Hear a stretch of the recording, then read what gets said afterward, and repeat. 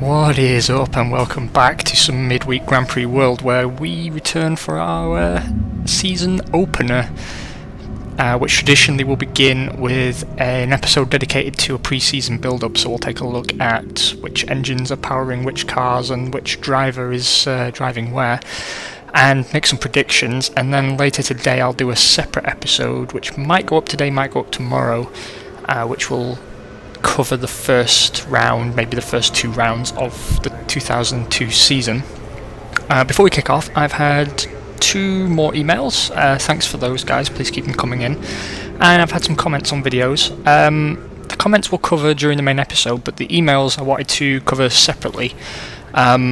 Because, maybe certainly the first question might apply to more than one of you, and so I will cover that here. And that's all good, probably. To do this, I'm going to start a new game. And the first question came from Luke, who wrote to me, and I'm very glad you're enjoying the series, Luke. It's an absolute pleasure to do it for you, mate.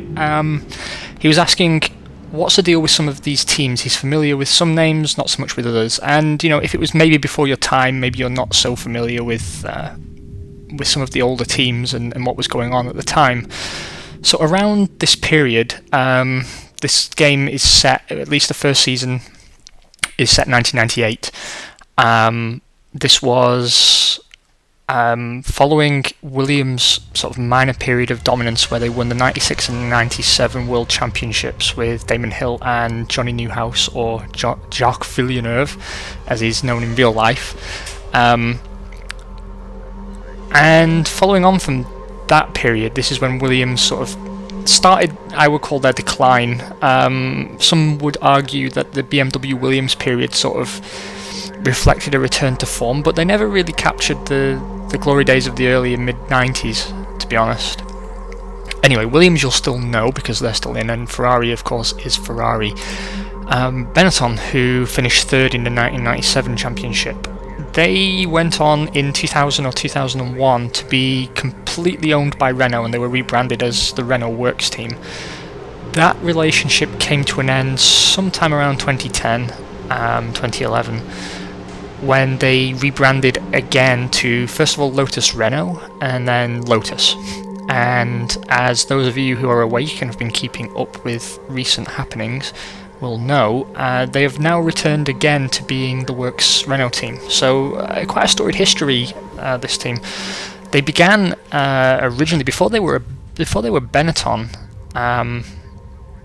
which I believe came around sometime in the 80s. I think it was around 84 Benetton took over the team, and obviously Benetton is a family firm that specialises in clothing and fashion design, so it always seemed kind of odd to me that they would take over a team and have a brand in F1, but they did for a considerable amount of time, and they won championships. They ran the team quite well for the most part.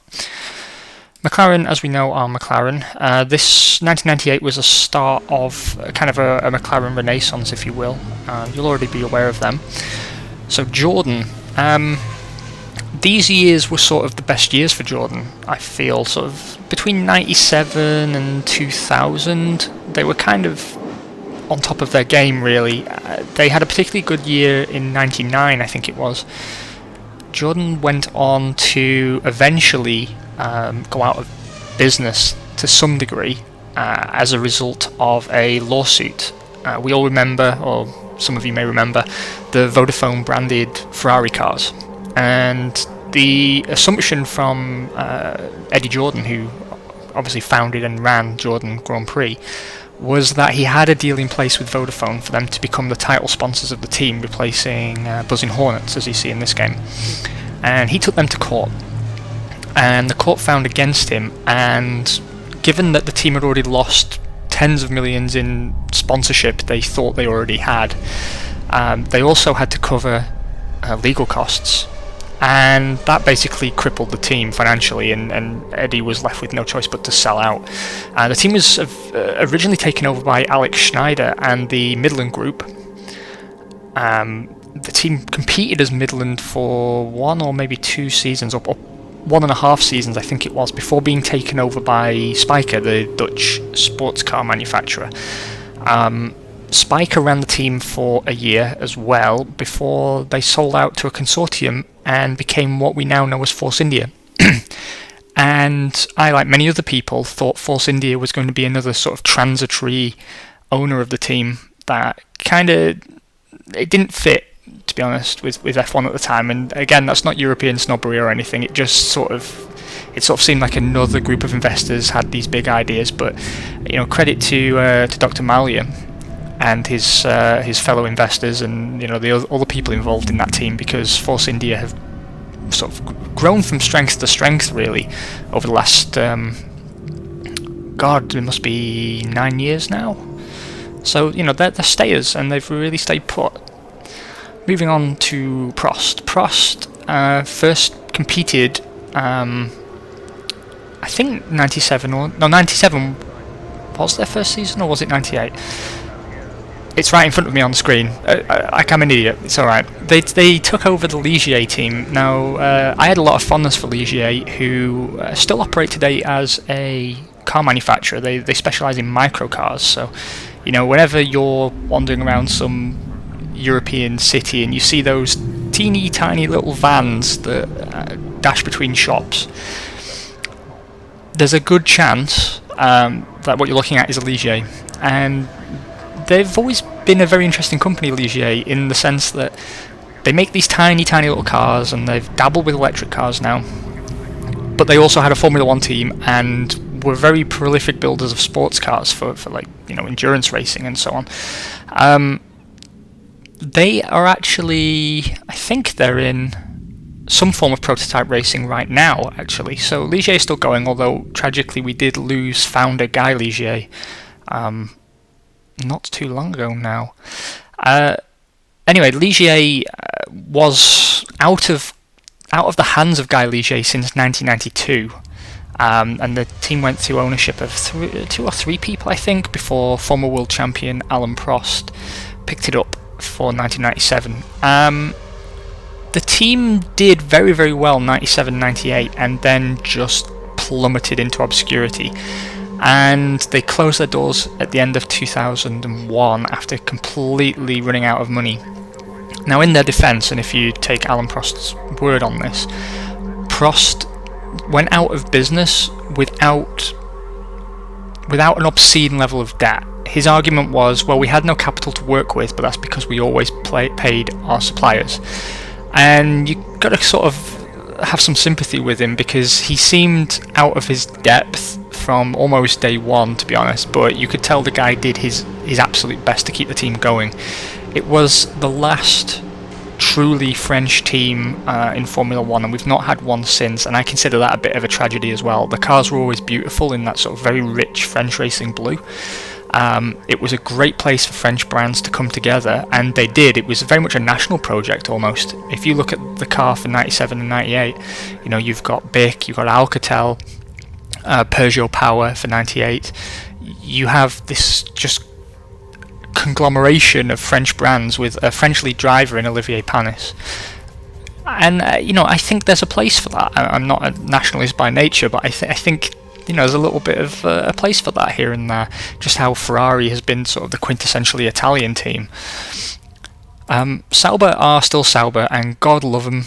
They've been going since 93, I think. The team seems to be in quite dire straits at the moment, failing to pay their staff on time this week. That breaks my heart, it really does. Around this time, Sauber had partnered with Petronas, and they started Petronas Engineering, or Sauber Petronas Engineering, which was kind of a joint venture with Ferrari, where I believe this was the first year that they were running with Ferrari power badged as Petronas, kind of like Red Bull are running Renault power units but branded as Tag Heuer. The core unit is the same, but the developments are unique. And, they had a very successful partnership with Ferrari that lasts till this day. There was a period where they ran what essentially amounted to a customer car from Ferrari from the year before, which should have delivered a boost in performance, but didn't really, and it just sort of goes to show that you can be given all the parts, but it doesn't mean you know how to put them together. So Sauber are still with us. Arrows, as you know, Arrows, Tyrrell and Minardi are my 3 favourite teams, so I'm very excited to be covering those as well for you. So Arrows have the unenviable record, and it really is unenviable, of being the team in Formula 1 the longest without taking a win. And it's not for the want of trying. They were bought out initially in the early 90s by the Footwork Corporation, so they were renamed Footwork Arrows, but generally they were just called Footwork. And Footwork is a Japanese logistics firm, and they poured some money into the team, but never really enough to do much with it. The team reverted to the Arrows name when Tom Walkinshaw took over. He'd been involved at Benetton, and he'd owned Ligier for a period of time. And he brought it into his TWR umbrella, so Tom Walkinshaw Racing. And he simultaneously saved and killed the team in one foul swoop, which is a very interesting thing to do.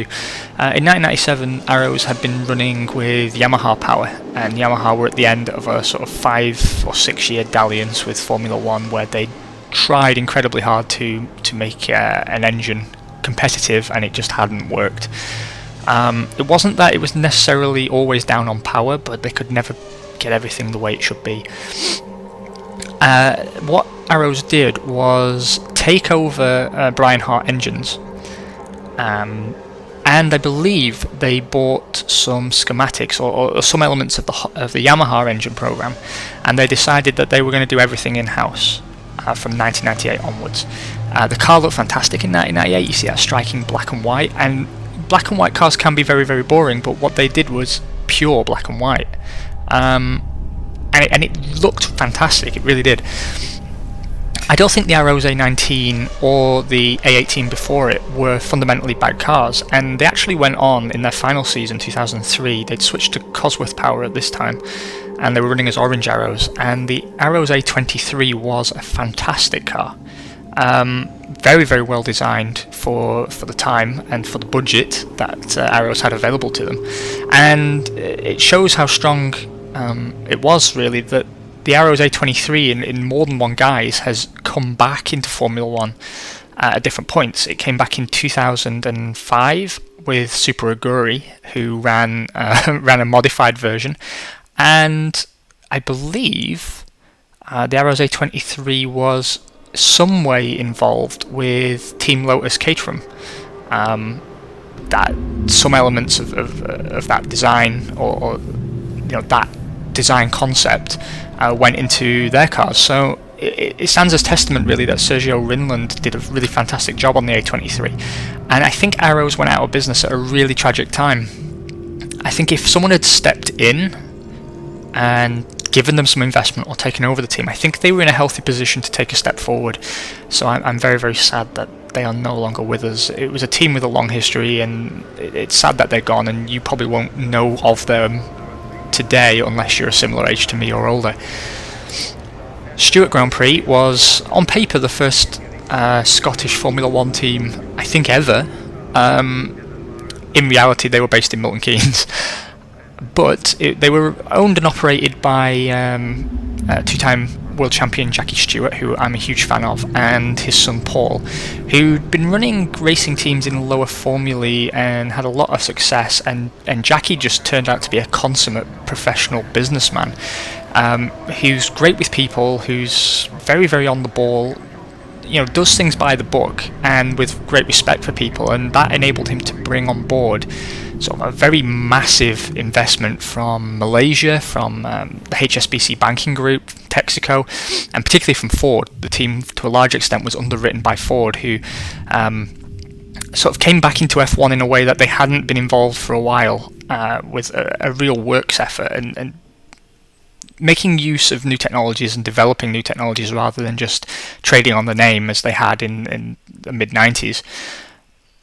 The interesting thing about this project was that they actually gained some success, and it's the last truly privateer entry to have any staying power whatsoever. I know you're saying to yourself, well, Stewart aren't around anymore.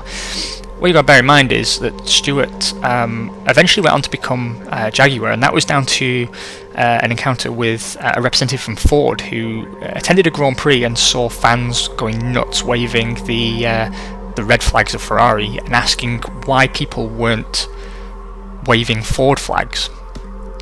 And obviously Stewart gave him the honest answer. It's a combination, of the storied history of Ferrari, the glamour around the brand. In the end, it led to a decision for Ford to completely take over the team, buying out Jackie Stewart and Paul Stewart, and rebranding it as Jaguar. The Jaguar project went backwards compared to what Stewart had accomplished, particularly in 1999 when they had a really insane breakout season. Where we ended up today is Stewart are actually Red Bull. Red Bull stepped in to buy Jaguar Racing, and they still run the team today from the same city. They still run from Milton Keynes, so they are still with us. Tyrrell are another team with an amazing history. This is where Jackie Stewart won his World Championships, actually, and Ken Tyrrell I have a lot of admiration for. It was a small team from a lumberyard, and they somehow continued to make it work well into the 90s, despite the fact that the team was struggling for cash, was having to rely on pay drivers. It was very much a sort of tragic fall from grace, really. What upset me most is they had Harvey Postlethwaite for a good portion of their final years, and the cars they designed were not fundamentally flawed. There was a bit of a wobble in the mid-90s, sort of 97 I think it was, where they tried adding extra wings to the car, and they tried these really high side view mirrors, all kinds of things to try and gain some level of advantage. Sadly it never came together, and with his health failing and the team having been in the doldrums for well over a decade, it was sold out to British American Tobacco, who branded it British American Racing. They were operated really through Craig Pollock, who was the manager of Jacques Villeneuve, and Villeneuve moved to the team for 1999, kind of a shock move really, away from Williams. BAR they had everything right from day one, really. They had a great budget, they had fantastic people around them, they expanded the team, they did everything that I hoped Tyrrell would have one day been able to do.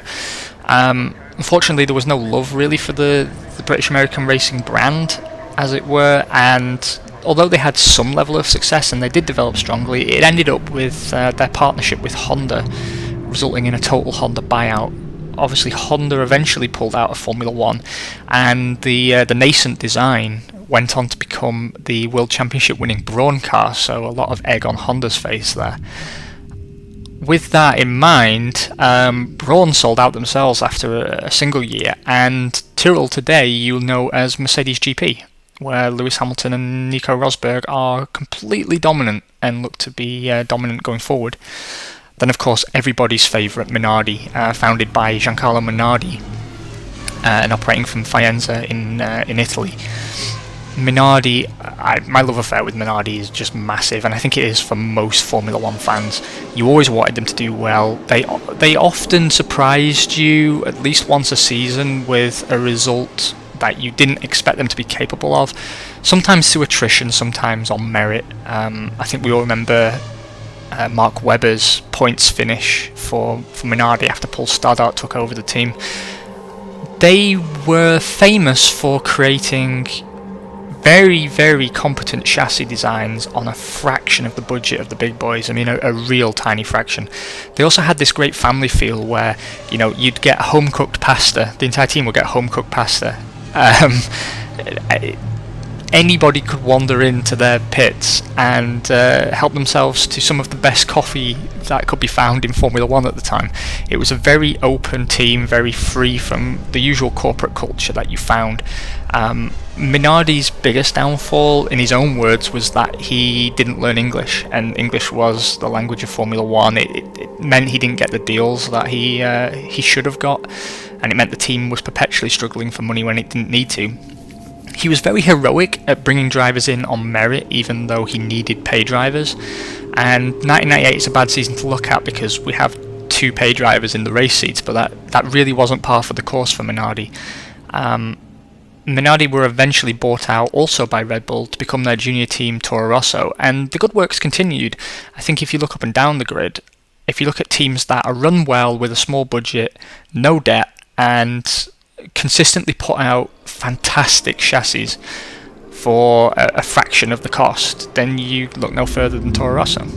So I hope that was interesting for you. That's a long build up. I'm tempted to put it in a separate video, but I won't.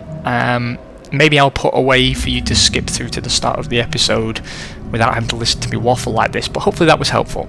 And feel free to correct me if I've got any of my facts wrong, because you can probably tell that I improvised this and did not make any pre-written notes or whatever. I'm doing it from memory. The second email I got, and thank you again for that, was asking, well, they actually wrote to me to say that they'd watched over 20 hours of my content now, which I'm pathetically grateful for, and asked if they could buy me a beer, if there was a way to send a tip or financially support the channel.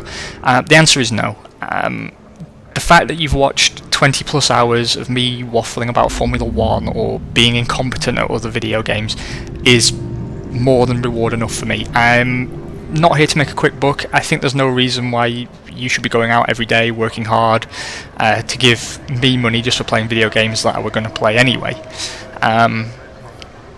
You know, there are people out there who make much better content than I'm capable of making, and I think they deserve your support. So by all means buy someone a beer, but it doesn't need to be me. I'm just very grateful that you've been watching. The channel is ad-free. It will remain ad-free if, you know, unless circumstances dramatically change, and I don't see a time in the foreseeable future where I'll be looking for anything financial out of this channel. It just wasn't why I started it, and it wasn't my intention from day one. However, if you do want to buy someone a beer and you enjoy the content over at Failcast F1 with Simon, Simon's been putting his heart and soul into his YouTube channel and his video making, and he's able to stream and produce content of quality far beyond what I'm capable of putting out for you at the moment. And he is now switching to Patreon to try and devote a little bit more time to take things to the next level. So if you feel like making a donation at all, then please, by all means, any money you might have wished to give to me for whatever reason, which I genuinely don't understand, but I appreciate the sentiment, feel free to divert it over to Simon. It's a very deserving channel. You don't just get YouTube content from him either. He does run a website, Higher Play Music, where you can see interviews and coverage of a very interesting wide array of music to suit all tastes, and he also covers his love of disaster movies. His reviews, written and video, are very well done, and he's very good at taking a subjective view of things, pointing out that this is how the game is, without commenting so much on whether it's his opinion for you to buy it or not, more by communicating clearly to you what a game features and where any bugs are or where any design oversights might be. Just enables you to make a decision if you like it. It doesn't matter if he likes it, it matters if you like it. And if you appreciate that kind of thing, then I urge you, run over to Higher Playing Games on YouTube and you'll find all the details you need there. Right, that's enough waffle. You and I are here for a singular reason, and that is to cover the 2002 Grand Prix World season with arrows. So I'm going to cut the video here and we will get cracking. So if you've made it this far, here we are at the end of season screen. We have lots to cover, so why don't we do that? So you'll see we have finished in third position in the Constructors' Championship in 2001. Our first driver, Pedro Diniz, finished 5th in the Drivers' Championship. Shinji Nakano had an absolutely heroic third position. Manager of the Year went to Eddie Jordan, and deservedly so. The 2001 Drivers' Champion was Heinz-Harald Frentzen, who was our target for this season, but wasn't going to happen. And the 2001 Constructors' Champions were Jordan, and I think, again, deservedly so. So it begins. Already Giancarlo Fisichella is unhappy. I don't know what we've done to you, Giancarlo, But let's take a look at our own situation before we go looking at our neighbours. So, joining the team this season is Giancarlo Fisichella, and you'll see that he represents a pretty significant step forward. Now, his morale is really, really low because he's just come out of a terrible season at Sauber. I mean, a truly tragic season at Sauber that no one of his level of talent deserves to go through. He's run 105 races and picked up 39 points, so in real life he was far better than Pedro Diniz, but in this game he cowers beneath the shadow of Diniz's magnificence. Now, Diniz has gained another point in concentration. He's actually turning into a really good driver, and I appreciate that you guys stepped up and said to me, listen, he's been with the team since day one, it's unfair to kick him out now, and he's developing quite nicely. And you were right, I overlooked to a certain degree how well he was developing.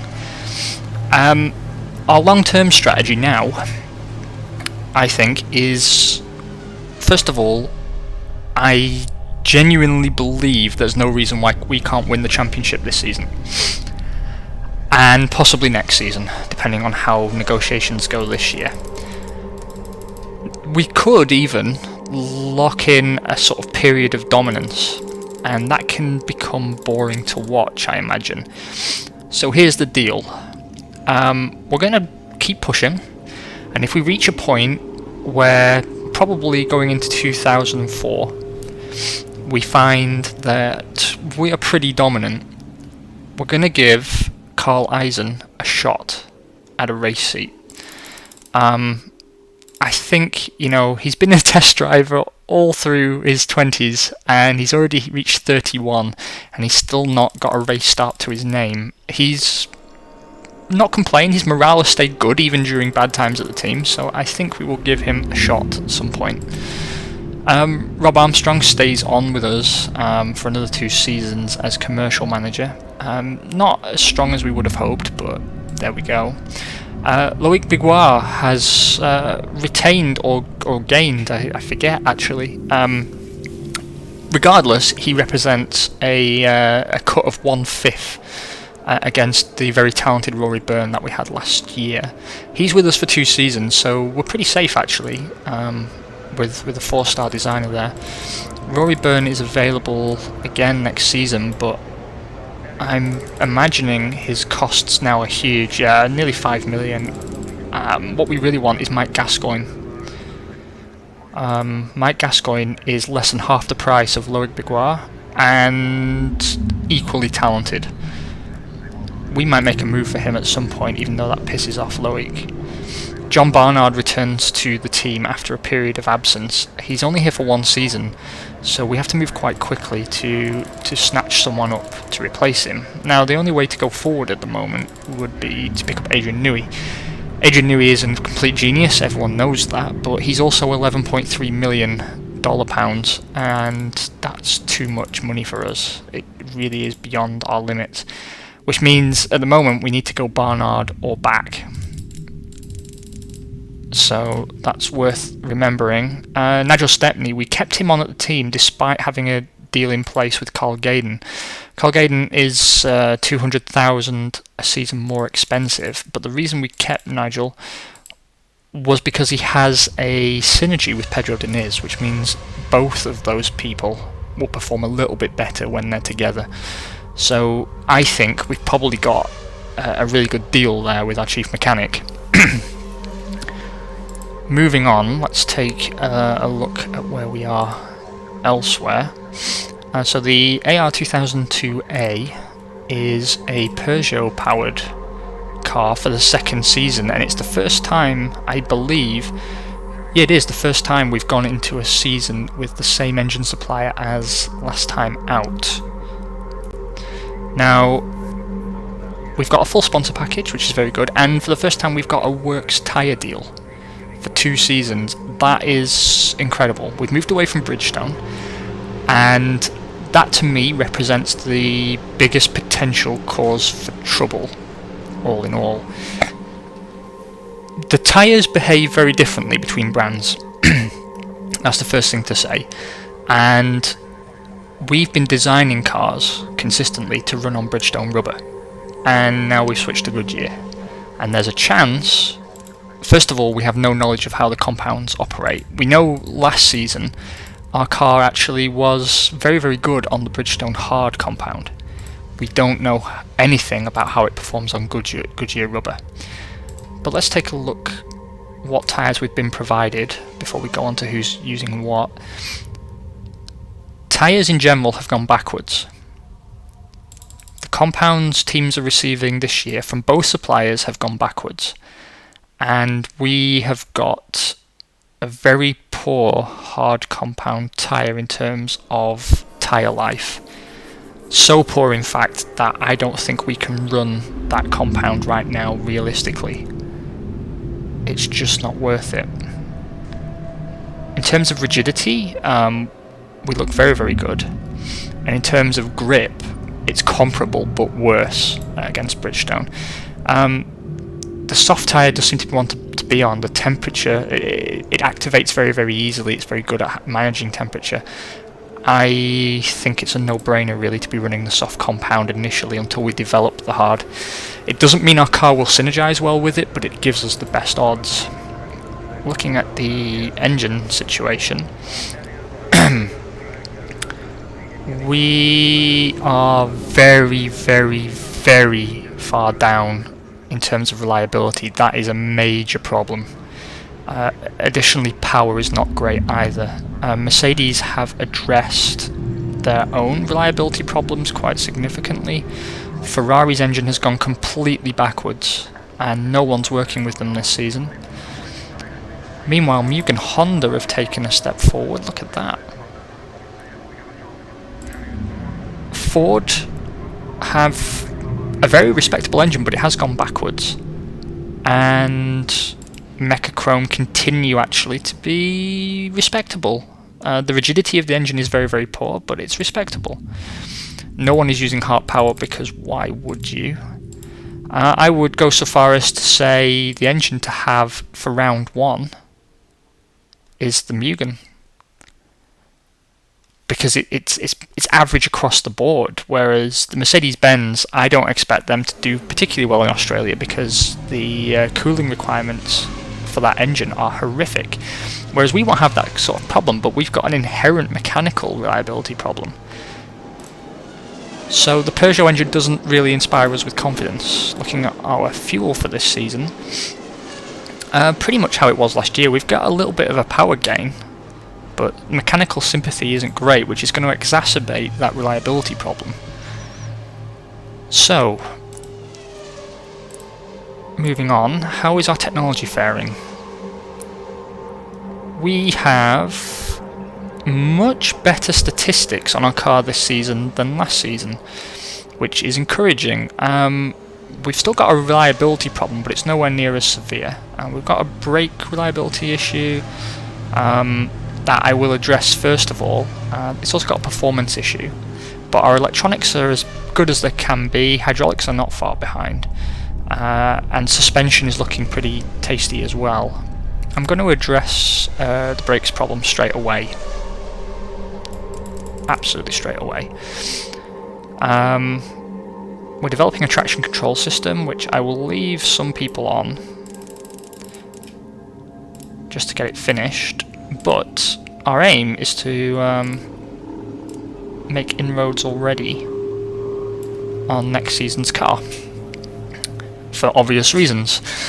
Moving on, our factory has been upgraded, which means we have a department limit increase. Oh no, the factory itself has not been upgraded. It was that we've added a testing rig. Excuse me. That means our testing is augmented to a level of 5, which should mean, and I hope I'm not proven wrong here, that testing will enable us to achieve many, many cool things. We need an R&D car for that, which fortunately only takes 30% of our staff to produce. So we've now got 4 cars. 1 is on the test rig, 1 is a T car, and 2 race cars. We are struggling for money. but I don't expect that to continue.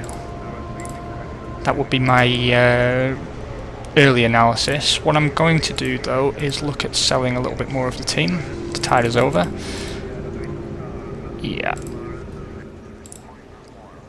So yeah, we've put 1.5 million back in the kitty, and we still own 60% of the team, which is good for us. Can we hire anybody? No. Okay, so onwards and upwards, let's take a look at the competitors for this year and make some predictions, shall we? So, Arrows Peugeot with Pedro Diniz, Giancarlo Fisichella and Carl Eisen in the test seat. I'm hoping, to be honest, that Diniz sort of finds his feet again this season. His season last year was plagued by reliability problems. I'm not entirely sure they were all his fault. Whereas Giancarlo Fisichella, it's very hard to read at the moment. His morale is a real problem. It means we're not going to be getting the best out of him to start with. But his stats are noticeably better, and he should be able to push a little bit harder. Where he could be let down is on our reliability issue with the engine. So I really don't know if we're going to finish the first round. However, I do believe the core car should be fundamentally strong. We had the best designer available, and we put in as much time as was needed. We finished the car early, and we augmented it with testing data. And that's about as best as anyone could hope for, really. Moving down to Benetton, David Coulthard's in the final season of his contract. He's partnered this season by Jarno Trulli. That's a very, very strong lineup, and it's good to see Benetton replacing the weak link in their particular chain by getting rid of Esteban Tuero. Tuero can come along really, really well. He's like Shinji Nakano. He can be world champion material, but in this game he just hadn't found his feet, and he was the weak link there. And I think Benetton and Jordan would have been much, much closer together in the World Championship if it hadn't been for Esteban Tuero letting the side down. David Coulthard, I don't know where he's going to end up, but you can't rule him out for a championship challenge, to be honest, given how Benetton have been performing recently. Down at Ferrari, we see that Heinz-Harald Frentzen has rejected us for a 3-year test seat deal with Ferrari, which just boggles my mind. Michael Schumacher continues to lead that team, and Rubens Barrichello is in his last season not just at Ferrari but in Formula 1. Ferrari were in the doldrums last season, and I don't know if they can fix it because I don't remember who their designer was, but it seemed they struggled consistently all season. They went backwards a little, which makes me think possibly they called time on that season's car early and shifted all their focus over to the next season. We can only hope for their sake to see them have a bit of a revival. Very sad to see Frentzen out. He might even be a 2-time world champion now. He won't be back in Formula 1 for 3 seasons at the earliest, unless Ferrari fire him or fire Barrichello and move him into a race seat. That's just a tragic waste. Meanwhile, at Jordan, they've lost John Lacey, John Lacey and Heinz-Harald Frentzen have passed through the team and replaced both of them with pay driver Toru Takagi. I don't know if that means they were actually struggling for money. What you saw at the end of last season was how quickly we burned through cash. I can only assume Jordan were doing something very, very similar, pushing hard in development to make sure they secured that first world championship for themselves. And maybe they need the 8.2 million from Takagi to make the books balance. Who even knows? Alexander Wurz has been pretty inconsistent, actually. His season last season was his weakest since joining Jordan. He's got 2 seasons left to run on his deal, which was a 4-season deal, as I recall. I don't know if he's going to find his feet again this year. Maybe he begins to synergize a little bit better with the car again. It's very hard to read. Ricardo Zonta was a decent choice, I suppose, for test driver as far as it goes. Luca Badoa and Johnny Newhouse at McLaren enter the second year of their particular partnership. Badoa didn't disgrace himself, to be honest, although he certainly was nowhere near the pace of Newhouse on most occasions. John Newhouse has been at McLaren since the last 2 seasons, and he's got 3 seasons to remain, so it seems that's a partnership that's working for them. His stats are very, very respectable. I don't know if they're in line for a challenge for the championship, to be honest, but they were a solid 3rd place for the first part of last season. down at Minardi. It's the last 2 years of the Salo-Magnussen partnership. They've switched to Mechachrome power, and that could actually represent a step forward for them given how strong the Mechachrome engine looks at this point. Big risks for Minardi will be if the chassis is fundamentally poorly designed. It might be that the vibration from that Mechachrome unit just causes some structural failures. It's very hard to read if they're going to take a step forward or not, but it is possible. Now Prost are a team that have been sort of knocking on the door of the upper midfield for 2 seasons now. They've kept Marini on, which is a surprise, and he's got 5 years left to run. Yeah, he signed a new 5-season deal. His stats are atrocious, but he's now partnered by Shinji Nakano, who has developed very, very respectably. And Nakano obviously is nowhere near to the level of Mika Hakkinen, and I would suggest they're probably going to go backwards before they go forwards now. I think Hakkinen really drove that team forward, and without a solid replacement as team leader, I don't see how the team's going to be able to continue their form.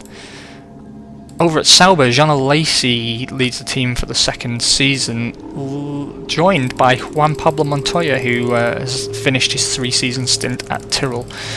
Montoya was hardly impressive at Tyrrell. I don't expect much magic from him this season, to be honest, and Sauber themselves have been on a slide for the last 2 seasons. I didn't understand why, because they're a team with reasonable facilities and they consistently put together a sponsor package that's worthy. They've also been running with Mercedes power intermittently, so if they're with Mercedes again this year, then maybe by virtue of having a strong engine, they might be back up where we saw Minardi and Stewart at the end of last year, but I certainly don't expect them to be in the top 5 or 6 positions for any of the races this season. Open to being proven wrong though. The bizarre and successful relationship between Rosset and Montemini continues at Stewart. They had a fantastic 2000 season, Stewart, and 2001 saw them maintain the raw pace of the car, but they had, certainly in the first half of the season, a very severe reliability problem stemmed from the suspension system. I don't know what caused it or why they addressed it, but why they failed to address it. But they only got on top of it on the last sort of 4 or 5 rounds of the season, and at that point, other components were beginning to fail. Again, I would honestly say this is the hardest season to read since we've begun. My instinct is telling me that this is the best shot we're going to have for the championship, because the best drivers seem to be gravitating towards teams lower down the grid, and our biggest rivals seem to have been weakened by signing poorer drivers. I think the top 3 is still going to be a shootout between ourselves, Benetton and Jordan, although I really can't guarantee that, actually. It's very, very hard to tell.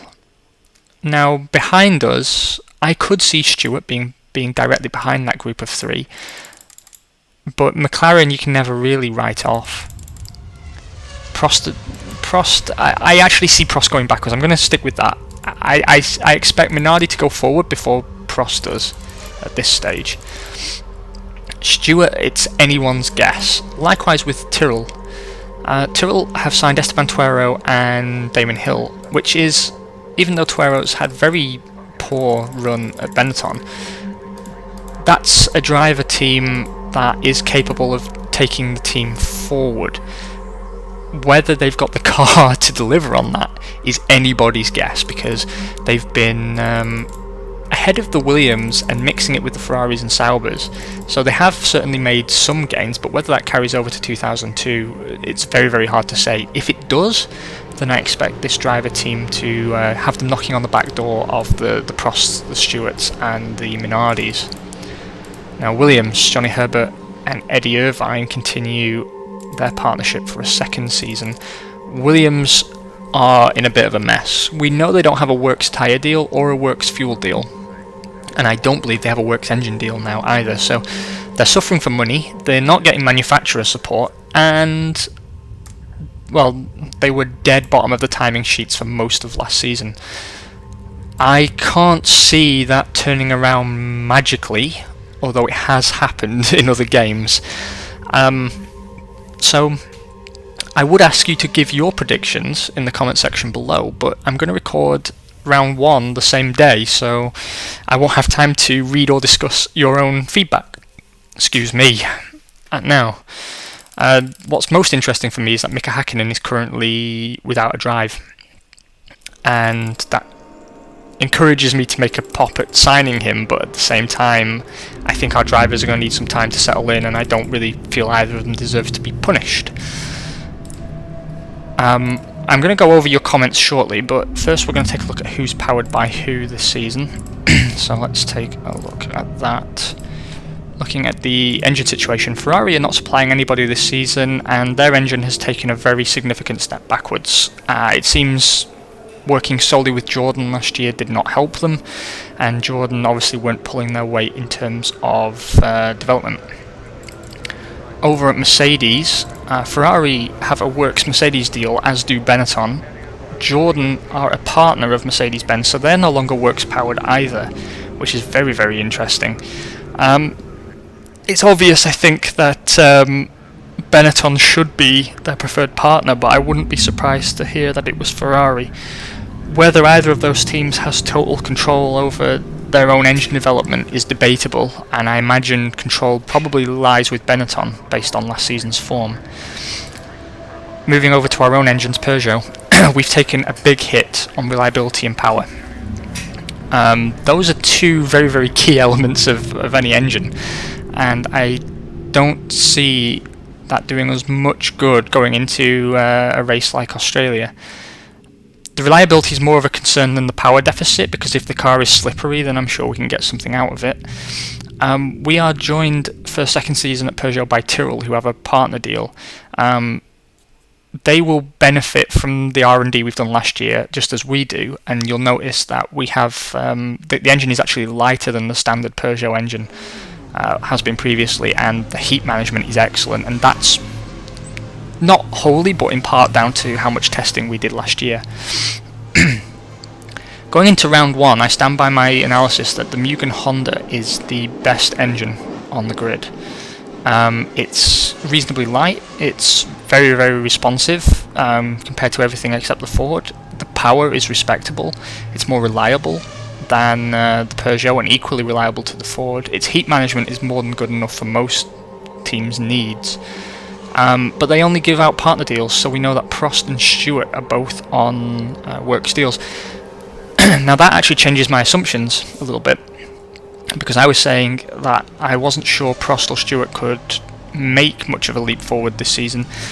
I think actually in the opening rounds we might see a little bit more competitiveness from them than we would expect to see otherwise, with Prost and Stewart running such a strong engine. But they're both partner deals, so they're not getting any money out of that, and control over development of that engine is basically non-existent, so I don't see them getting any engine upgrades throughout the season. So that's very stale engine formula that will become gradually weaker as time goes on. Moving on to Ford, McLaren have switched back to Ford, replacing Ferrari, and have taken on a Works Ford deal. I don't know if Sauber is a Works Ford team too. I don't believe so. I think Sauber and Williams are both partners of Ford, and Ford have been the dominant engine manufacturer for the last 2 seasons. I think we're entering a period where that period of dominance is coming to an end, and Mercedes have once again taken up that mantle. The Mercedes engine still has some deficiencies, but based on how dominant the Ford engines have been going into the season, the last 2 seasons, we can see a definite retrograde sort of momentum to Ford's engine program there. Minardi have become a customer of Mechachrome, so they are paying for their engines, but as always, Mechachrome engines are respectable. They cost money, but it's an easy deal to get. It's reasonably light. The reliability is good because it's an old engine. It's very fuel efficient, really. The power is not without merit. The responsiveness is okay. It's just the rigidity that's a problem. It vibrates a lot. and so it relies on the chassis being well designed and the suspension being of a good design as well. The Heart engine is respectable in all areas except power and reliability, and there's no reason to have Heart power unless you get desperate. So that covers that. On the tyre front, we've already discussed the tyre formulas. I think the move to Goodyear was probably the right decision to make. So we have lost grip in most respects. However, we do have control over our own tyre development this time, and so we can correct that issue ourselves. Looking up and down the grid, the only Bridgestone Works team this season are Jordan, which is good news for them since they don't have a Works engine deal, and that, remember, it is very much a tyre formula, and that will enable them to sort of maintain a very respectable level of competitiveness, and it will mean they're a continual threat as long as they're testing. Bridgestone will be partners with Sauber and Williams. Ferrari are actually on a Works Bridgestone deal as well. It's strange that they hid it down there. Normally it's listed Works partner customer. Okay, well that changes things up a little bit because it depends who's got control over the program. I don't see it being Ferrari. However, I do see now, looking at it, Ferrari taking a step forward because they've got a Works engine deal again, and they've got a Works tyre deal, so it's very hard to see them going anywhere but forward. How far forward? Very hard to say. Moving over to Goodyear, we are on a Works deal with McLaren. That's interesting. I thought there would only be one Works deal, but apparently not. Prost are a partner, Tyrrell are a partner, and Stewart and Benetton and Minardi are customers.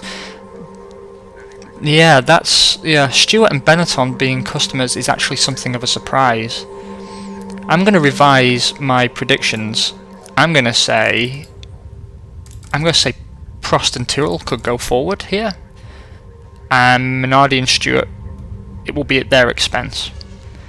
And I think I revise it that I project, remember this could be completely wrong, but the signs would tell me that we could be top of the pile here, with Jordan nipping at our heels, and whether it's Benetton or McLaren in third is open to debate. I still think it will be Benetton initially at least, but it's open to debate. On the fuel front, McLaren and Jordan both have Works deals. Mobil, no one took them up on their offer of a Works deal, with a partner deal going to Prost. Tyrrell and Stewart are partners of Texaco. Minardi have partnered with Total, Sauber with Agip, Williams with Agip, and we are an Esso customer.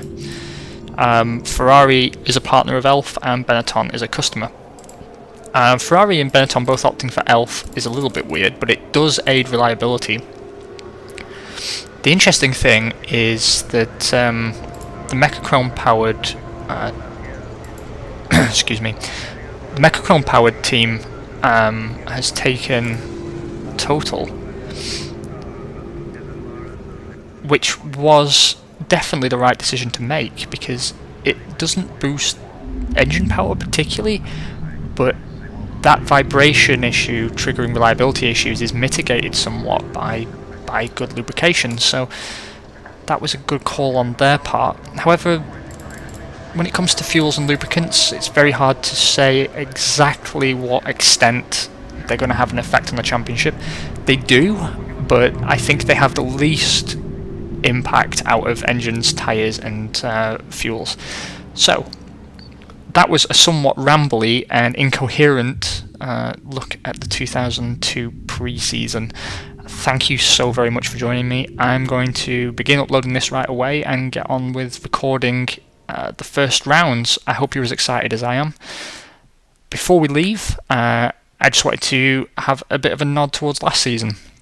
So I've had one or two comments and stuff, and the general consensus amongst all of you is the same one as mine, that if we'd got on top of our reliability problems a little bit better, we probably could have finished higher than we did. Third is still a very, very good result for us, and the fact that we picked up a 1-2 and a second win in the final 3 races of the season was, needless to say, a big achievement. I think it's worth noting that when you look at the points finishes, that we attained throughout the season, they were reasonably consistent, and it was the non-finishes that provided the drag effect. If we'd won 2 more races at the expense of Jordan, there's no reason why we couldn't have been top of the pile. We finished the season 23 points away from being world champions, which sounds a lot until you consider that you can pick up 18 points with a 1-2. So the fact that we lost out to second by 3 points is almost irrelevant when you consider that we'd lost out on the World Championship by, a few podium finishes really throughout the season. It's not just a case of us gaining points; those points would have come at the expense of Jordan, I feel. This season, I think, first of all, Fisichella fitting into the team is going to be a big factor. Whether he delivers straight away is difficult to say. The switch to Goodyear is going to throw a spanner in the works, I think, but I don't think it'll last too long. And once we're on Arrow-specific rubber from round 2 onwards, that problem should gradually mitigate itself. I think as well, people have been very understanding about Shinji Nakano leaving the team. I think we're all in agreement that we made the right decision when the time to make that decision came. So we wish him all the best in his new career at Prost, but there's nothing to say that form would have continued this season. It's a very interesting start to the season for us because it's a lot of unknowns. The only consistencies are Deniz and the Peugeot power plant. I don't consider Esso a major factor in our success or otherwise. And I'm very keen to see how the car shapes up and how it gets those tyres working and how it synergizes with our drivers. If you're interested too, then thank you so much for your enthusiasm, for joining me, for making your comments, clicking like when you like something, and for sticking around in general. I will go ahead now and record the next episode, and you'll hear from me sooner than you might imagine. Take it easy.